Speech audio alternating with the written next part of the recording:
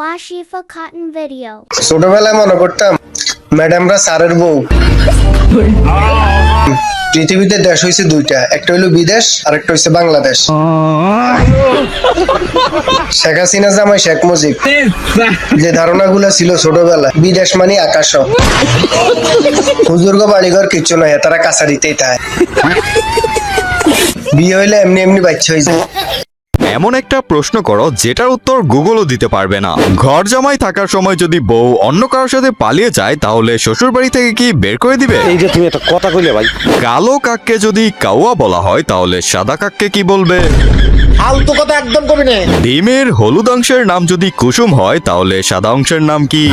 যা বুঝবার আমি বুঝে গিয়েছি। কেউ যদি জন্মের পর থেকেই কিছু না শুনতে পায় তাহলে সে কোন ভাষায় কথা বলবে? কারণ তারও তো মুখ আছে। তোমার এই ফালতু কথা শোনার টাইম আমার নাই। আচ্ছা, যদি পৃথিবীতে মা বাবা থেকে ভালো মানুষ আর কেউই না হয় তাহলে একটা খারাপ মানুষ যখন বিয়ে করে মা বাবা হয়ে যায় তখন তাকে ভালো মানুষ বলবো নাকি খারাপ? এই কথা যদি আরেকটা তুমি মুখে আনো না।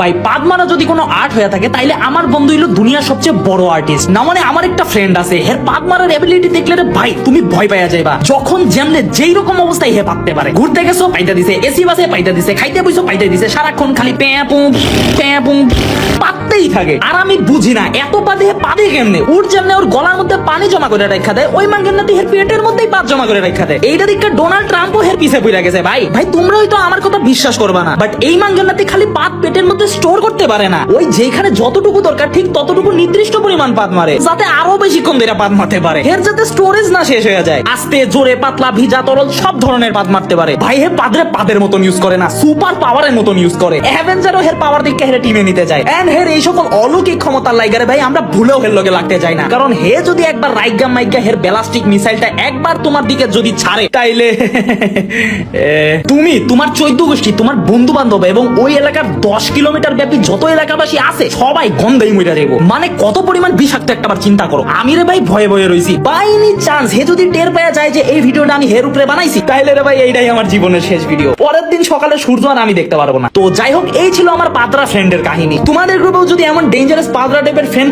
থাকে তাইলে রে ভাই আমারে কমেন্টে জানাও। এন্ড এরকম ফানি রিলেটেবল ভিডিওর জন্য অবশ্যই। লোকে বলে সারাদিন ঘরে বসে থাকিস কেন, বাইরে ঘুরতে পারিস না? কিন্তু তাদেরকে কিভাবে বোঝাবো বাইরে যাওয়ার জন্য জায়গা লাগে না, লাগে মানুষ।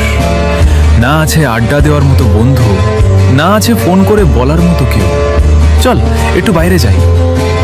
একটা সময় ছিল কল দিয়ে ডাকলেই সবাই চলে আসতো, আড্ডা হাসি গল্প সব ছিল।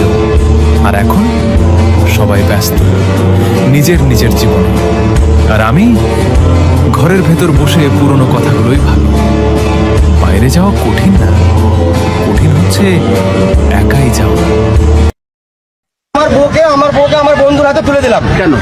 আমার বন্ধু আমার বউকে ভালোবাসে।